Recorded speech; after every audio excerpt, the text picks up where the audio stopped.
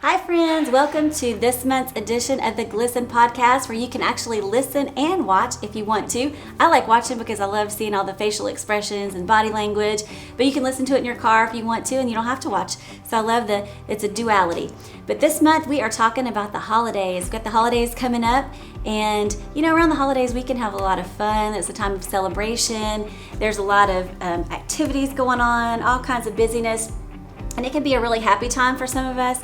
But also it can be a time of sadness. It can be a time of grief, a time of where there's some depression or anxiety that comes up, and we can actually even gain some extra pounds during the holidays. And so today I brought two of my friends along. We're going to talk today about some things.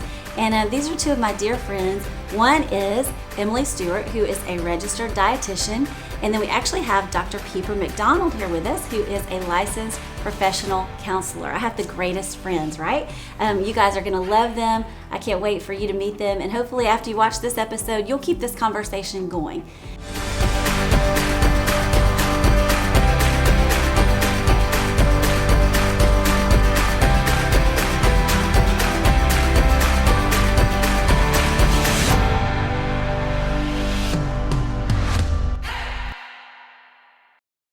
So thank y'all so much for being here today. I'm so glad. I've been so excited about having you on because I think it's really cool that I have friends who are experts in something. So that's kind of cool.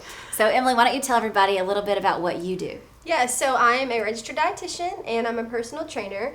Currently, I work here at Turning Point as a student life and college coordinator. So we just launched a college, South Atlanta Leadership Institute. So I get to help spearhead that and bring in new students to kind of help them discover the purpose that God has given them and what to do with that and how to live that out. So that's super exciting, and I also get to help with our student ministry. So all about raising up the next gen.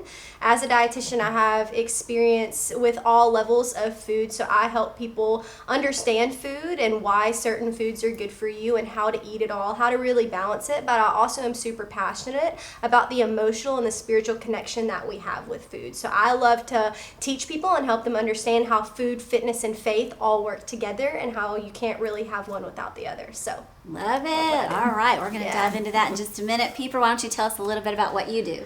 So as you said, I'm a licensed professional counselor in the state of Georgia, and I also am a counselor educator. And so what that means is I'm a faculty member in the counseling department at Mercer University. So I really enjoy being able to teach and supervise counselors in training to help build excellent counselors for the world.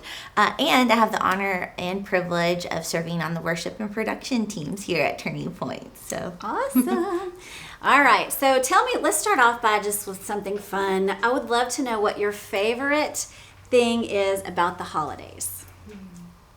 Maybe you can tell me your favorite holiday food. Okay, I got one.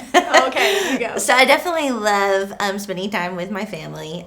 So I really enjoy that. Not everybody does, so I'm blessed to be able to enjoy time with them. And my favorite food is so easy to say. My mom and my grandmother both make these stuffed mushrooms. So they're basically giant mushrooms stuffed with sausage, cheese, and everything else that's good. So that's my favorite holiday. It only comes out during Thanksgiving and Christmas. So. Yes.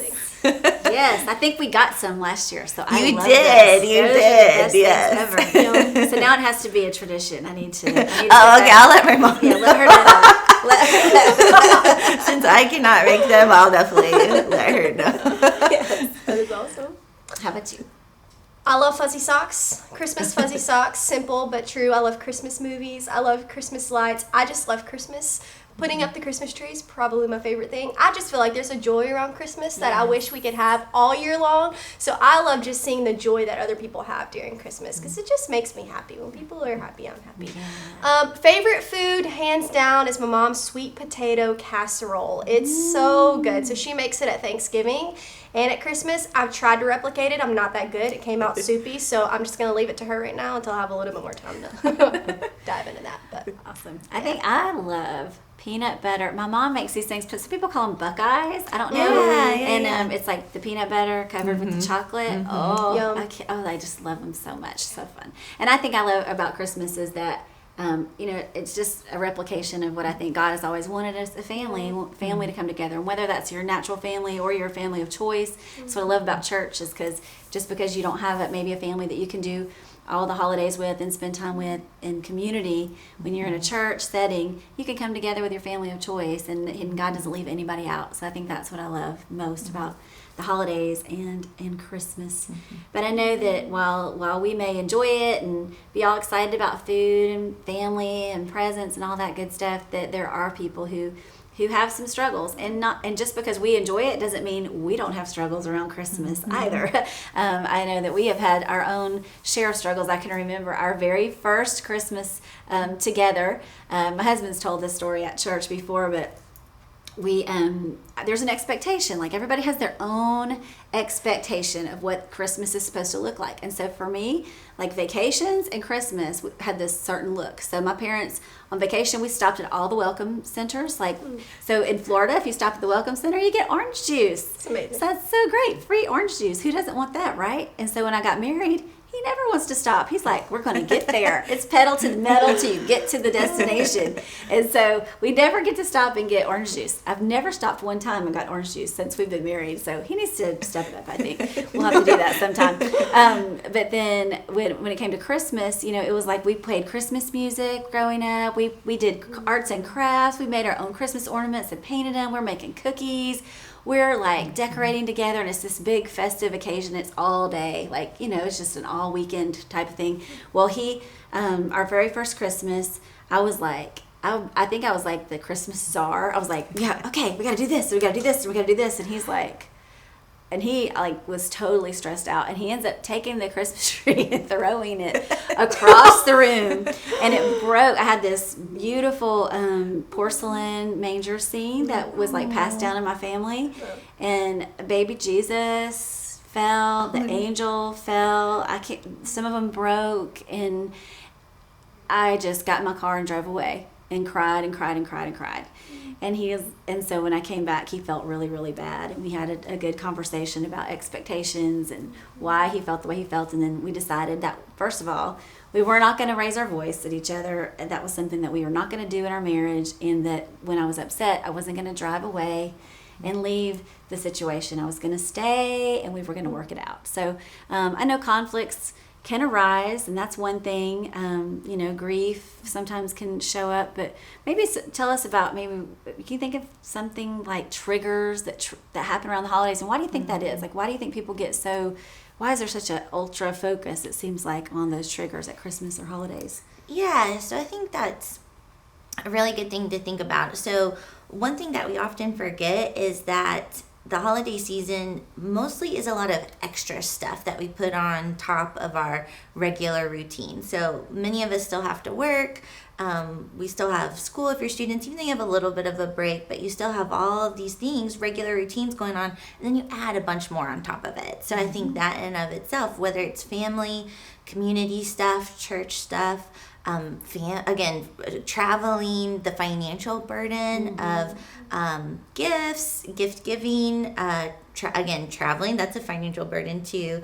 All of those things, I think, are in addition and on top of a regular schedule. So it makes sense that it would be a little bit stressful. So I think not to mention too, when speaking of what you're talking about, just thinking about family, if we've suffered a loss in our family, so again, parents, or a grandparent or anything, a lot of times we feel that, especially at the holiday season, because we're seeing these awesome movies or these awesome commercials that make us cry about family, and it reminds us that we no longer have that family member with us or that friend with us. And so there's a lot of extra stuff going on that can be triggering to raise anxiety and stress. Yeah. What do you think are some, maybe, I'm trying to think of some things that I do. Like, I know for us, my dad, this is our, it's been a few years now since my dad passed away, but I know the very first year without him was like, no, like we were dreading it. And, talking about him and remembering him. And so one of the things that we've done is just try to take a moment that day and remember him and make it more about a celebration than and looking at, and not that we're not going to cry, because we always do, but looking at pictures and trying to remember him, because I think that not remembering someone and pretending that they're not there can be even more damaging. But I know that that's the case for so many people. They've lost a child, or they've lost a loved one or a spouse, and I can't even imagine what that must be like, because everything is completely redefined. So I think maybe it's important to not compare. Like you talked about the Christmas movies, like not compare your life to anyone else's. Like you can only walk in the shoes that you're in, and so making the best of your situation and not feeling like you're a victim. Like you can invite yourself over to somebody's house. It's okay. Invite yourself to your friends and say, hey, would you like to do something? Or would you like to come over to my house and do something? I don't know. Have you had any things going on with your family around the holidays that you can think of that have been stressful, or you found a remedy to the stress? Yeah, well, my mom's side is Italian, so when you get everybody together, they all just talk and laugh, and it's really great. So we have that. We now travel since we're married, so for us, we've just kind of had to set those priorities, and we now switch it up so it's not so stressful, and we keep the family peace. So one year we'll be with my husband's side for Thanksgiving and my side for Christmas. The next year that it'll swap, just so we're not running ourselves crazy, and we're prioritizing and putting first things first, so we don't end up in that place, especially because his family lives in Tampa now and mine lives in Louisiana. So to go to those two places for one holiday would just be entirely too much. So doesn't mean that we love them any less. It just means that we're hoping, Yeah, because it changes. Like, it's like your situations don't stay the same. So like once you and even if there's more than one child in a family, like I'm an only child, my husband is an only child, so our parents came to our house and it was just all about us, and our kids, every holiday, and it still is pretty much. But if I'm like looking at my kids, I have 3 kids. I'm like, what are they going to do when they get married? Like, this is going to look a whole lot different. And you have a lot more people to navigate those situations and how seasons change. And when you have children, how that changes everything. Because you have siblings, right? And you have siblings. Yeah. So how does your family do it with your siblings? It's a lot. So Ben has 3 siblings, and a lot of them have kids. I have 1 full sibling and 3 step siblings, and my family is divorced, so I have at least 3 different families at any given time to or we do now to negotiate. So definitely holidays make that a little tough, because it seems like there's maybe not enough holidays to go around, but I think the way that we've done it is, of course, number 1, taking time to talk about it beforehand, and not. We've been married for almost 13 years now, and I can't say we're perfect at this, but we often I could be very guilty of having expectations in my head that I didn't verbalize, and so I think it's important to take time, knowing, hey, this is a busy season.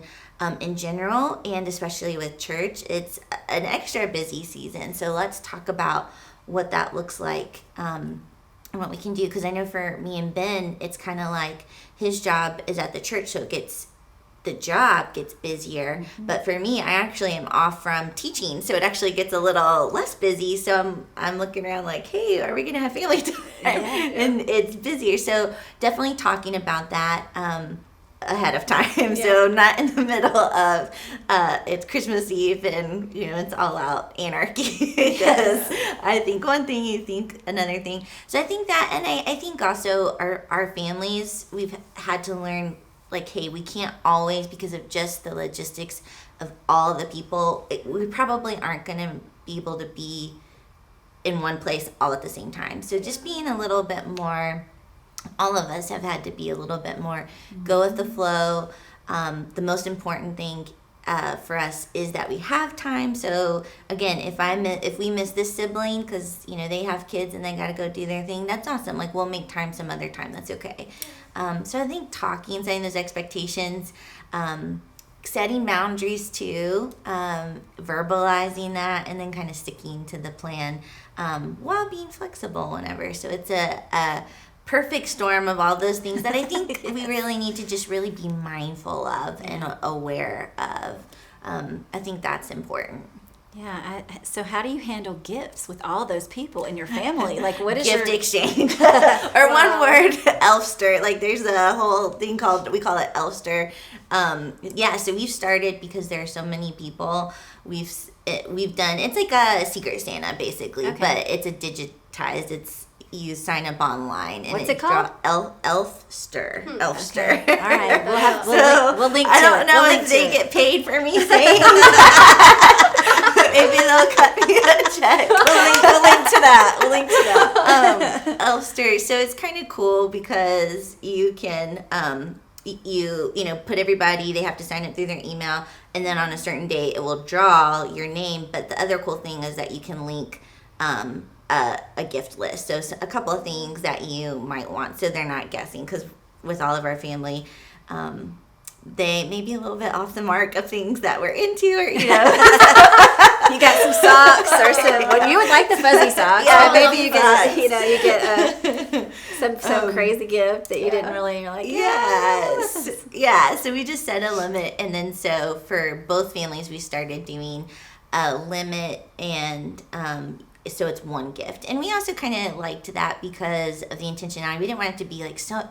I don't know. We're kind of in a phase of trying to minimize clutter. So I don't want to go home with a bunch of, little gifts that honestly, it's not really about that anyway. So we just do one gift, and it's just less stuff. Yeah. So we've started, and a lot of us all of us are adults. We don't have any little siblings, but we have the kids. Now we do gifts for them because I don't think they understand the elfster concept, so we'll do gifts for them. But for the adults, it works out. Hey kid, you're not getting a gift. Yeah, gift. You get one gift. So so that actually has worked out really well. So I love that. Technology is so helpful, isn't it? Technology, yes. And it can really seem at this season like, we say Jesus at the center of it all, and it's all about Jesus, but it can really become all about craziness and all about busyness and all about a to-do list rather than being about Jesus. And I think that's what I love about being able to have church, services, multiple services, so that we can really focus on what really matters. And I love that. So I found, this is totally off topic, but I did find another piece of technology that I love this week. If you enroll in you get subscriptions in your email. Like I get I don't even know, 200 something subscription emails. There's something called Unroll Me, and it can keep up with all of your subscriptions, and you can tell it if you want to put them all into one lump, or you want to stop receiving them, or you want to keep it in your inbox. It's really that is cool. That's a good one. So as you sign up for coupons and everything else around holidays. Yeah. So, that's helpful. Okay, let me ask y'all this question. How did your parents talk to you about Santa and Jesus around the holidays? Oh, I was crushed. I was so crushed. My heart was so pure as a kid. I was always the kid who cried when other people were getting bullied, just because that just still to this day, it still is one of those things that more than it makes me mad, it makes me sad. So I was in 5th grade. I remember the day. My mom... Wait. Before we continue this conversation, if you have children in the car and you're listening to this, you might want to not listen to this with your kids in the car. Or you're watching this, I'm going to give you a 5-second pause, push pause, pause, stop. Okay, go ahead. So I was in 5th grade, and some kids had made fun of me one day at the lunch table because they were telling me Santa wasn't real. And I was like, the devil is a liar, Santa Claus is real, I know that he's real, don't you crush my hopes and dreams. So again, 5th grade, so pretty old. And I get in the car, I was like, Mom, Santa's real, right? Because there are people that are telling me that he's not real. And she was like, well, your daddy and I, we've been talking about when the right time was to tell you. And so she said, he's not real. That's your daddy and I. And I was like, oh, but the Easter Bunny's real, right? And she was like, no. And at this time, tears. I'm just crying. I was in her minivan. We're driving out of the front parking lot of my elementary school. I'm crying, but I still had hope. I was like, so the Tooth Fairy. The Tooth Fairy's real. Tell me something's real. The Easter Bunny. So there was a little bit of the grieving process, because I think, again, I loved the joy that was attached to Santa Claus. I loved the joy, the excitement. And so for me, when that excitement was crushed, I was crying. Yes, I can totally and completely relate. Listen, how old were you? 5th grade. Okay. So 10, maybe? Okay. No. Well, I was 12. Wow. Okay. I was 12 years old, and I was babysitting. Wow. And at the end of my babysitting job, the parent, we were talking, and the little girl was like talking about that she lost a tooth. And so the Easter Bunny was coming. I'm not the Easter Bunny. The Tooth Fairy was coming for her tooth. And I was like, oh, okay, great. That's great. Do you put it under your pillow? Like, what do you do? And they were telling me all about it. And her mom was like, behind her. And then when she walked out of the room, she was like, now, don't tell her that the Tooth Fairy's not real. She still thinks Santa, Easter Bunny, all that. I mean, I got the triple whammy, all at one time. And so I'm like, okay, I have to act like I already know this because she's assuming that I do. And so I don't say anything at all. And she takes me home, and I get home, and I'm like, just devastated. Yes. I asked my parents, I'm like, what? You're telling me that Santa is not real? You lied to me? You told me you would never tell lies. You lied to me. And I just remember crying on my bed, thinking, this is the worst thing ever. So we actually, with our kids, we just said, we determined ahead of time, okay, it's so fun, all the nostalgia around it. And so we just told him, there was a guy named St. Nicholas, and he gave gifts, and kind of that whole history thing. But then, but we are actually we're gonna get you gifts, and we're gonna pretend that it was him. We can totally pretend that it was him. But remember, the main reason is Jesus. He's the best gift that we've ever gotten. And we talk about his birth, and we kind of really make the focus him. We even talked about only giving them 3 gifts. I have a friend that's all they do is they give 3 gifts. I love that. He got 3 gifts. But my husband's like, but one of them was worth lots of money. So I don't know. But we talked to them about that. And so we never told them that, that it was real, but we said we want to pretend. Now they have, at this time, we asked them, now, what do you think? And they're like, we kind of wish you would have lied to us, because it seems like it would have been a lot more fun. I don't know. So I don't think every parent can do, obviously do the thing that they feel is best for them. What'd your family do? Well, so my family wasn't particularly Jesus-centered growing up. They are now. So that's awesome. But yeah, so church wasn't really a thing growing up. I was kind of a weird kid though, because I was the one out of my family who didn't go to church at all that said, hey, well, I got invited to go to a youth choir at this random church. Could you take me? And my mom was like, sure. So I started going to church by myself as a 12-year-old or a 13-year-old. Awesome. I also asked for some really weird stuff for Christmas, just because I'm a weird person. I asked for a dreidel one time. One time I asked for, I think, a rocking chair. Really, we should just go get my mom, and she can tell me all the weird stuff that I asked for. But chair. And I will say, she's one of those moms, she will do whatever she can to make it happen. So, so she still remembers looking high and low for a dreidel, But so the Jesus part didn't really come into play, but I think I was a believer for a while. I think it might have been close to 11 or so. And I don't know. I think for me it was a way, because we were always switching. My parents were divorced, so we were always switching places. 1 year we'd be with our mom, the other year we'd be with our dad. And so I don't know. I just had to believe that he knew, there was a Santa who knew that, and I don't know, still gave us gifts and really I think there was a lot of connections between, this omniscient person who loves us and finds us wherever we are to Jesus. So, so I don't know, I really kind of held on to that for a while, but it wasn't traumatic for me. It just was kind of gradual.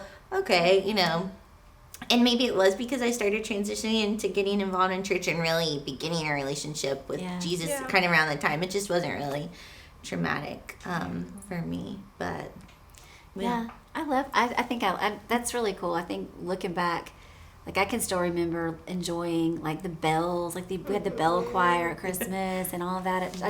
I remember everything it was really centered around Jesus that we did.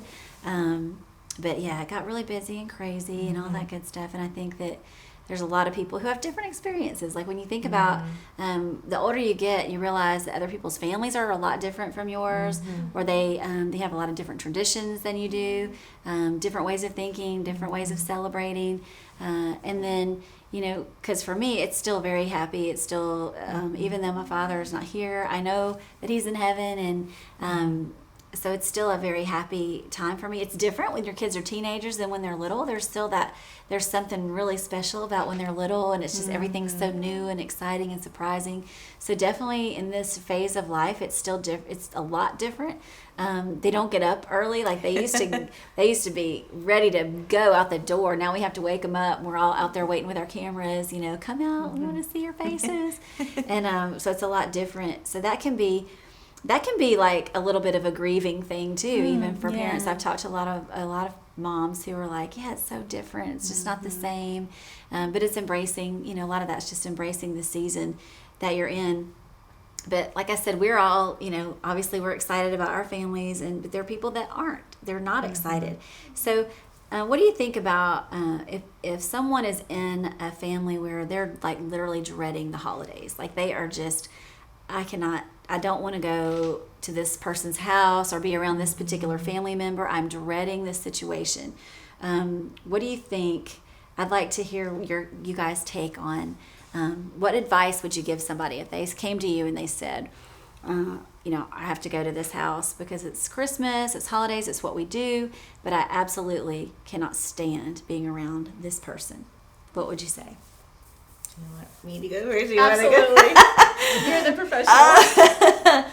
So, I'm trying to think of a way to answer that. Well, one, because I guess one of my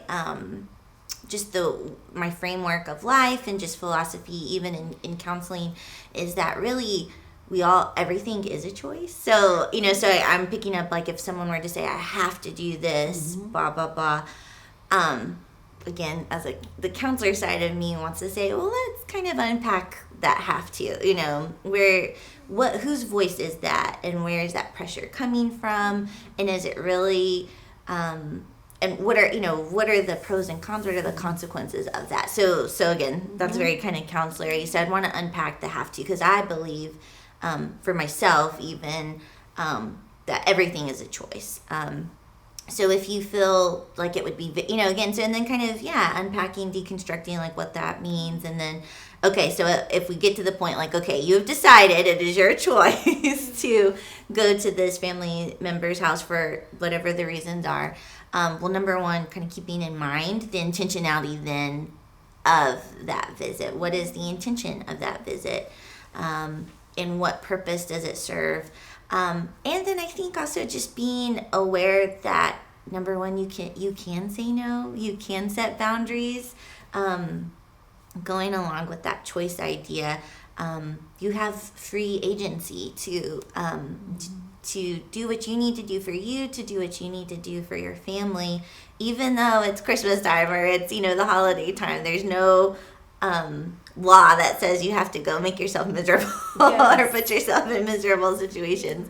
Agreed. And so, really kind of reframing it, number one, to choices. And if someone makes that choice, then how are you going to take care of yourself? What are some, being aware of what signals your body maybe even be giving to you that, okay, it's enough. If you notice just, again, feeling in your stomach, or you just can't focus in on what's happening, and you can't be present. I think I guess the advice part would be, well, let's really kind of, before we even put ourselves in that situation, let's really unpack the intentionality of that and kind of reframe it as choices. And then again, just reminding people that, hey, you can say no, you can take care of yourself. And in fact, I hope you do, you know, I think we all hope we do that during this time. So I know that was kind of like a philosophical answer, but just really encouraging that, because I think it's so easy to forget. I think too, as Christians, we feel like, I know I can speak for myself. I felt, you know, when people have either exited my life or like I feel guilty, like I need to go reconcile. I need to be the bigger person. I need to forgive. I just need to push past this. I need to be, I need to think about this differently. I need to go. I just need to go because everybody else wants to go in my family, or everybody else wants to do this particular thing. And so I felt in the past like I had no choice. But I do have a choice. And I think that it's important to understand that you're not responsible for their behavior. And you can set boundaries. And I think that there's a book called Boundaries by Dr. Henry Cloud and Townsend. That's an amazing book about just healthy boundaries, how to draw those so that you can enjoy, because you don't really have to do anything. But I do think that it's important as Christians that we not try to heap that extra guilt on ourselves. Like, yeah, you want to forgive. You do, if it's possible, if it's at all possible to reconcile, sure. But you cannot continue to allow people in your life that have maybe they have toxic behaviors, or there's situations. You don't have to put yourself in that situation. You don't have to accept that as reality, for sure. And I just was going to add to that. I think too, if parents are struggling with that, maybe a extra motivator to kind of think in that way would be to model out, this idea that, okay, I am a model to my kids and those around me and to my family. So even though it's super hard for me, I'm going to choose to model healthy behaviors and healthy, again, boundary setting. And and just model that versus being someone that is pushed to do things or not really acknowledge what's going on for them.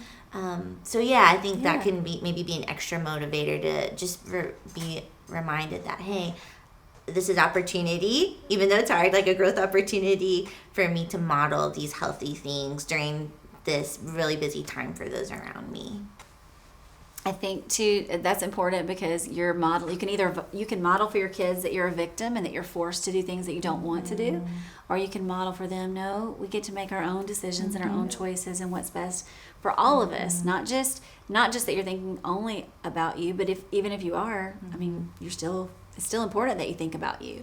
I think that's really, really important to not play that victim, and also defining, is it that you can't see that person at all?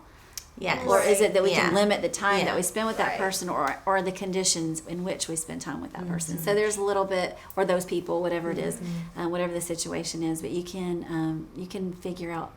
Sometimes it's just a little tweak, that can really make all the difference, true. Right? That's so true, because I think we often get in the mindset of kind of an all or nothing. So they invited us to a whole day of Christmas, so we either go or we don't, and really there's so much more agency that we have of, okay, we're going to go for dinner and for gifts or whatever, or we're going to spend 3 hours here, and then just, again, really talking about what that looks like, and negotiating what your needs and what others' needs are, what their wants are, what their preference, and also that gets into a discussion of preferences as well, because maybe it's not my preference that we do this, but because it's important to you, spouse, okay, and so I think those are really important language pieces that are important to maybe kind of deconstruct versus some of these kind of all or nothing,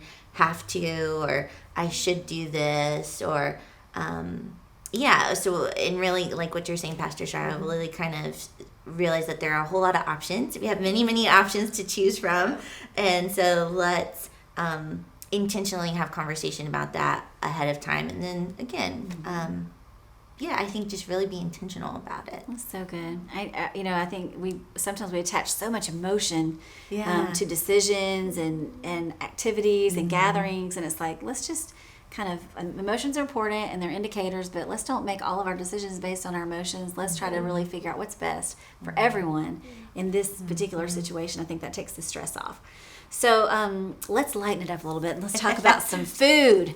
All right. So talk to us about some situations that evolve around food and the holidays. So weight gain is very typical around the holidays. But it doesn't have to be. So I think a lot of times when the holidays come up, so do many emotional triggers, and a lot of people cope with food. And so something that I do a lot of around the holiday time is really working with people on their emotional attachment to food. So, hey, like you're feeling stressed, you're feeling anxious, so it's easy to just eat. Maybe you want to eat so you don't have to talk to anybody, or maybe you get done with that gathering and you get home and you just have all that candy that's left over. But let's kind of unpack that. And so some tips that I have around the holidays, because there is a lot of food, like Thanksgiving, Christmas, I mean, New Year's, it's buffets everywhere, you know, like you've got all the food, and it's like, what do? We want to practice intuitive eating. So intuitive eating kind of X's out the diet mindset, because the word diet used to just mean all the food that you eat and all the drink that you drink. That was what, when you said what's your diet, it was just what are you eating, what are you drinking. Now the word diet has such a negative connotation because when people think of the word diet, they think of like restriction, something that I can't eat. That's not it. You know, we're meant to enjoy everything in moderation, but it's about balance. So what I try to do is I tell people you have 7 days in a week, okay? What you do is you adapt the 80-20 mindset. So 80% of your week, you should be eating healthy, good for you types of foods. You have that 20% to enjoy what you want. And the holidays don't have to mess that up. So just some practical tips that I have is eat breakfast. A lot of people think Christmas morning they skip breakfast, but research has shown that when you eat breakfast, you actually eat fewer calories throughout the day. Because when you eat breakfast, that gets your metabolism going. It starts that calorie burning process, and you're full, you know. So I wouldn't skip breakfast. When you go to the buffet, when you have that food, smaller plates are always good because you can get smaller portions. If you've got a huge plate, we live in an American culture where you clean the whole plate, you know, and that's just a mindset that they're actually now trying to reverse. And so used to be parents would tell their kids, hey, clean your plate. Now they're saying, hey, don't, because research has also shown that that leads to childhood obesity. Wow. Because now kids think that they have to eat everything. Well, restaurant portion sizes are 4 times larger than what you're supposed to eat. So they go to a restaurant, they clean their plate. Well, they just ate 2,000 calories. Wow. You know, so go for a smaller plate, and you want to fill up on the stuff that has fiber first. So fiber is found in anything that comes from a plant. So fruits, vegetables, whole grains all have fiber. So like I tell people, eat a salad first, because fiber is what's going to promote that feeling of fullness. So if you eat fiber first, you'll be less likely to overeat. So, Christmas dinner, eat the salad, eat the green beans, eat the broccoli before you eat the roll and all the good stuff. And really just being in tune with your body. Physically, it takes your stomach 30 minutes to catch up with your mind. So I always tell people, eat your portion serving, wait 30 minutes, drink some water. You'd be surprised to find out that you're probably not going to be hungry in 30 minutes. But we're just so off track with our emotional connection to eating that, I mean, we really don't eat to live anymore. We live to eat. And so it's overcoming that and thinking, why am I doing this? You see a lot of eating disorders ramp up around holidays, anorexia, binge eating disorder, throwing up, bulimic, different things like that. And it's because usually eating disorders stem from a need to control. So I can't control the situation I'm about to walk into, which is so important, like you were just talking about, to setting boundaries and realizing your intention, because unhealthy habits can come up. So really just unpacking that and being in tune and, okay, why do I want to eat 2, 3, 4 slices of cake? And because it's good. Yeah, right. Well, and savoring the taste. So intuitive eating is all about being in tune with what you're eating and giving yourself the freedom to enjoy food, because we're meant to enjoy food. And so really, like, eating that piece of cake and saying, what are the tastes that I'm tasting? How am I feeling right now? What does this make me, you know, like I can enjoy this and I cannot feel guilty about it.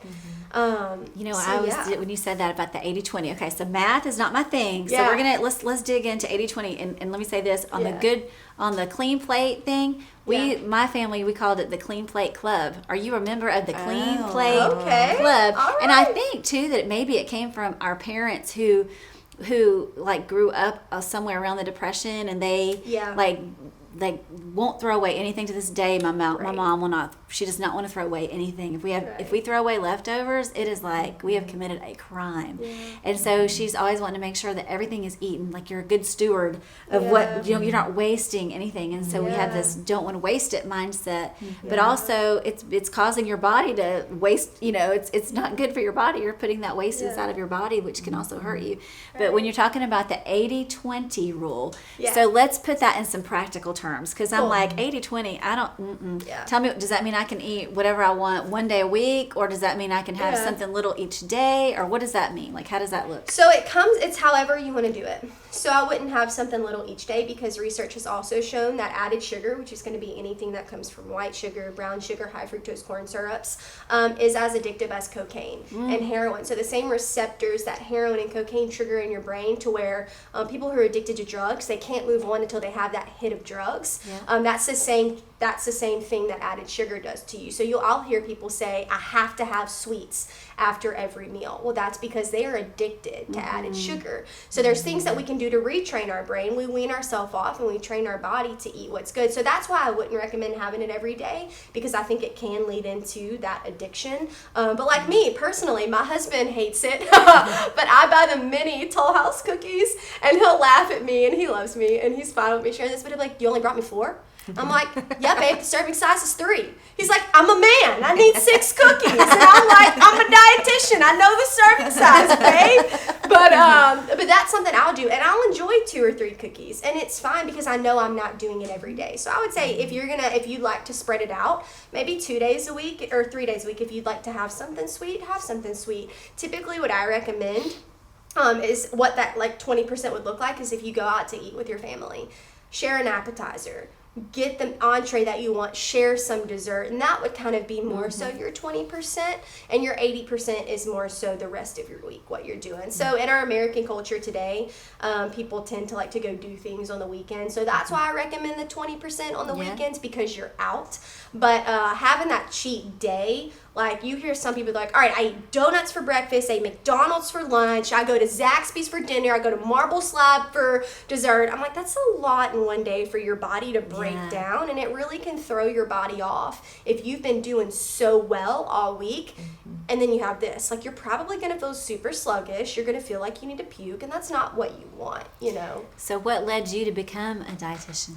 So, I was pre-law. I was pre-law in college. I wanted to be the next Elle Woods and be a prosecutor. So I met Jesus and got saved at the end of my sophomore year in college after struggling with a really bad eating disorder. So I was on the college dance team, and I struggled really bad with my weight. I went from being anorexic, weighing 90 pounds, to having binge eating disorder and weighing almost 140 pounds. And for me, being this height, that's a lot.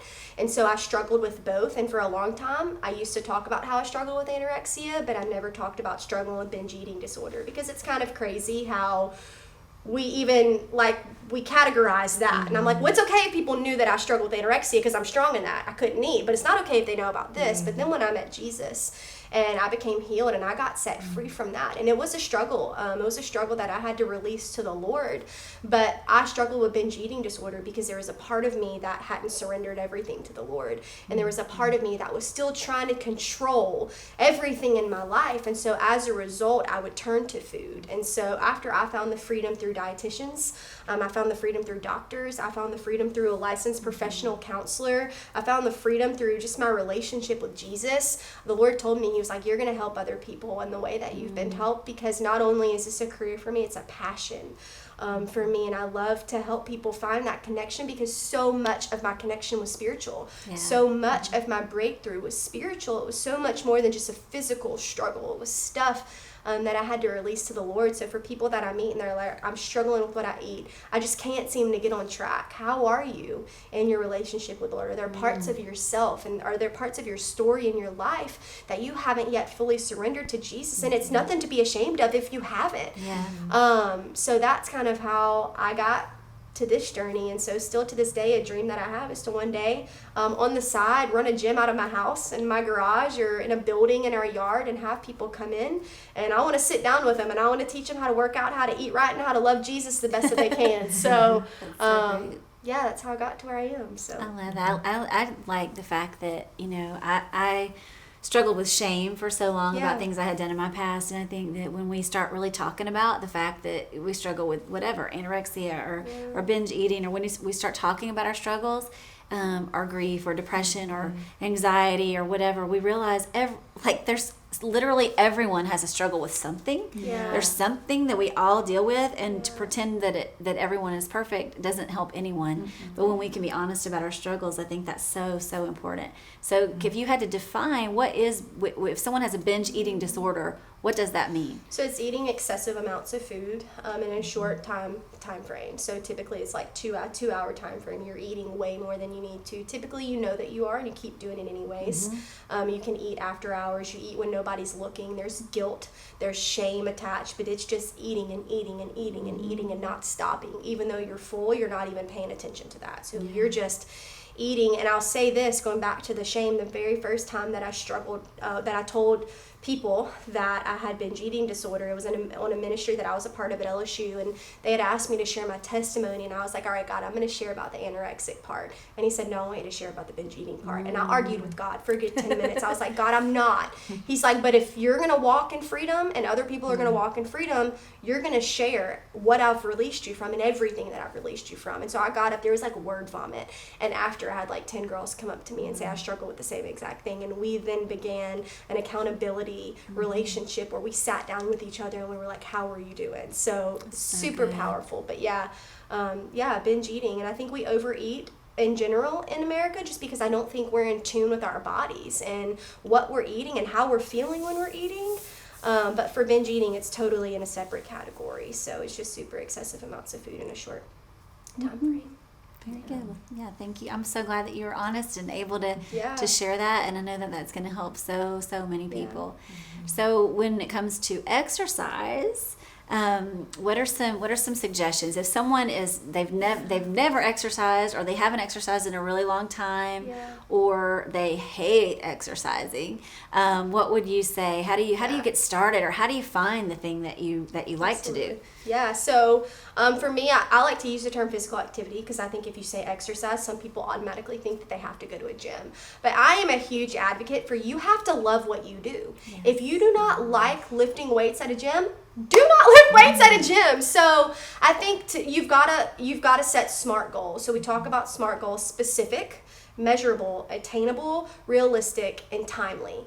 If you haven't exercised a day in your life before, don't sit down and tell me you're going to do it for 5 days. And people have sat down across the table and they're like, I'm going to work out 5 days. And I'll just say, I love you, but no, you're not. I love you, but that's not going to happen. It might happen for 1 week, but what's going to happen is you're going to not do it consistently. You're going to get burned out and you're just going to stop. So I tell people to start small. So research says that you need at least 150 minutes per week, but you've got to start. If you're not there, you've got to work up to that. So you want to at least have 10 minutes at a time of exercise. So sometimes I'll tell people, hey, if you like to walk and you don't want to walk for 30 minutes at a time, break it up. So maybe do 10 minutes in the morning, do 10 minutes in the afternoon, if that's what you like to do. You build up. So I tell people, typically do something for 3 weeks at a time, and then once you're consistent for 3 or 4 weeks, add on another day. So start off walking, if that's what you like to do, 2 days a week. After 4 weeks, if you're consistent with that, go up to 3 days until you reach that 5-day mark. Typically 150 minutes per week comes out to 5 days a week at 30 minutes each day. So you can do either or, but find what you like. So I found out after years that I love at-home workouts. Shout out to Tone It Up. I'd love to be on your program one day. I'm just kidding. But I love Tone It Up. It's these two incredible women who do this workout app, and it's workouts that you can do at home or at the gym. So I found that that's what I love. And I would say this past year, I've been consistent with working out because I found something that I love. And I'll also say this, exercise shouldn't be a punishment for what your body looks like, but it should be a celebration of what your body can do. Ooh, I like that. Say it again. So exercise shouldn't be a punishment for what your body looks like, but it should be a celebration for what your body can do, because the fact of the matter is you've got to have that mindset that God gave me legs that work. Like there are people that wish they could do it, but they can't, you know? And so I'm going to do this because God's given me this body and the Holy Spirit lives inside of me, and I'm going to take care of it, you know? So I think too, it's your motivation, but the biggest thing, going back to your question, is finding something that you like. YouTube Zumba workouts, a friend and accountability partner helps so much, which is why, like, you love classes. I know that you love classes, and that's so huge because you have other people there who are rooting for you. When you don't show up, they're like, hey, Pastor Charla, where were you? Missed you at spin class, you know. But find something that you like. You don't have to be in the gym. You don't have to be lifting weights. You can walk. You can do Zumba. You can do yoga. You can do swimming. Swimming is a great exercise. So water aerobics, there's all kind of stuff. But just make it realistic and find something that you like. I like that. I like, and I think for me, I like variety. Yeah. So, you know, I get bored if I'm doing the same thing over and over and over. Routine is, I'm learning to embrace routine, but I don't love routine. I like to be spontaneous, and I like things to be different. Yeah. And so for a while I did CrossFit, which I love because it was a different thing every day. Yeah. But I didn't, after a while, my knees were really bothering me, so I had to find something else to do. And so now I am doing the spin class at the Spin Club of McDonough. Shout out to our friends. So love it. It's really fun. And you're actually doing some work for them as well, right? Yeah. So as a way to, because I did get a degree in nutrition, so I want to make sure that, you know, I continue that. And as our credentials, we have to stay up to date on that. So I'll be doing that every month so often. So yeah. I love what you said about celebrating what your body can do, because that's what I'm realizing. Like, I feel like every time you do something, you get a little bit more, you get stronger, and you're like, oh, a little more endurance, or a little more, you know, a little more muscle. You're feeling, oh, I'm feeling strong. So that's what I kind of do try to focus on. But they do have other things like, you know, we have yoga and bar also, so you can try different things, which I'd never even heard of bar. I'm like, what is that? So hard. Christians don't go to a bar. What is that? Oh. What's that about? You go to the workout bar, you won't walk the next day. Yes, I was talking to my friend. She said that she did CrossFit, and her sister did bar, and they put a thing on their wrist and tell how many calories you burned or whatever. And she said she was always so upset because her sister burned 100 more calories than her doing bar than she did doing CrossFit. And she was like, "How is that possible?" So I haven't tried that yet, but we'll give it a shot. Was there anything that you would like to touch on that we have not touched on? Maybe if we can talk about if someone is feeling anxious or depressed over the holidays, how can you know? Like, how do you even know if you are depressed? Like, how do you know? Because some people, I hear people say they didn't even they were depressed for 2 years and didn't realize that's what was going on with them. They just thought that was kind of normal, or they were just really, really sad. They went through a sad season or whatever. How do you know whether you're really truly dealing with like a clinical depression or anxiety, or if this is just a season or a bout or whatever you call it? Like, how do you determine that? Yeah, I think that's a really good question. Pertaining to the holidays and the winter season, I think number one, we expect to feel quote unquote normal, and like we usually do when it's not the busy season. And I think that's maybe also a little unrealistic. And so just kind of putting that out there. But also, again, I think really a lot like what Emily was talking about, really taking time to be in tune with you. So being in tune with what's going on with your body, what's going on with your emotions, with your thoughts, trying to be mindful. So again, she talked about really intuitive eating. That sounds so much to me just like what we talk about in counseling of just mindfulness. We talk about even mindful eating for people struggling, especially with eating, but mindfulness in general is taking time to focus on what we're doing, what we're thinking, and the intentionality behind those things. So with all that said, I would say one tip would be don't diagnose yourself. We have a lot of self-diagnosers out there. And so I would say if you're noticing some things, record them. Record some of the things that are coming up for you. So if you find yourself excessively crying for you, not because you watched a Christmas commercial or, what might be, quote unquote normal for you, but record what's going on. Record frequency, record duration of some of these things. If you're feeling down, how long is that lasting? When is that happening? notice if there are any changes in interest. Maybe you usually are really excited to go to your exercise class or your physical activity class, and then you just can't do it. So kind of noticing if you're notice you're eating. All of those things can be symptoms. I don't want to say are, but can be symptoms of potential depressive disorder. So noticing, recording, and then I think it's great for everyone to go see a licensed professional counselor because they can help diagnose you with that. And there are a lot of ways to treat it. Of course, counseling, we really highlight focusing on strengths, really processing, gaining insight and awareness.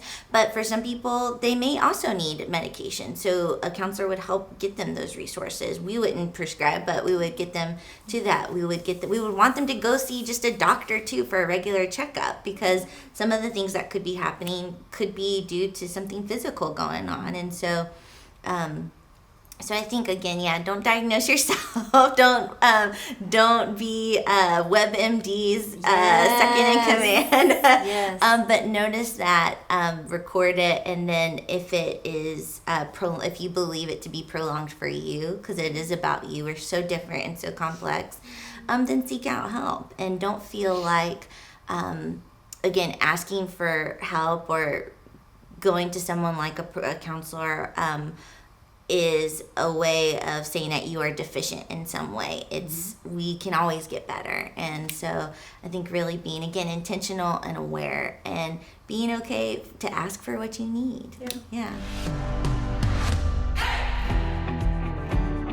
Hi friends, thanks so much for joining us for this episode. We already talked about physical health and mental health during the holidays. I hope that it helped you. I know it helped me a lot. And actually, all the things that we talked about, you'll see in our show notes. If there was a link, or even the tips and suggestions that we talked about, those are all listed below. So make sure you check those out, and feel free to like, and please subscribe and share, and even comment. Let us know what you think about it. And if you have a tip or a suggestion that you'd like to share, let us know. Let us know that in the comments. I'm sure other people will benefit from that as well. And I look forward for you to tune in next month, because we're going to have one of the most exciting episodes ever. We're going to have a little bit of a different format, and I would love to see you there. So see you next month.